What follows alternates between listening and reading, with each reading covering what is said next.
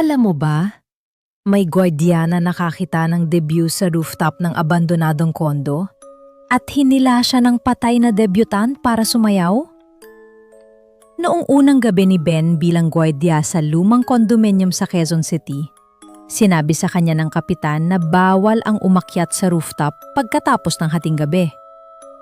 Pero 2:00 na ng madaling araw, nang marinig niya ang musika, parang harana pero malungkot. Umakyat siya.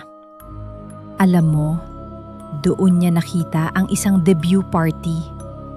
May mga luwa, may kandila, at isang dalagang nakaputing bestida na sumasayaw mag-isa.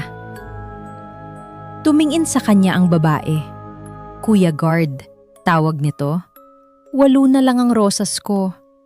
Pwede ka bang maging ika-18? Hinawakan ni Ben ang kamay niya. Ang lamig parang yelo. Nang tumingin siya sa paligid, hindi pa tapos ang sayaw.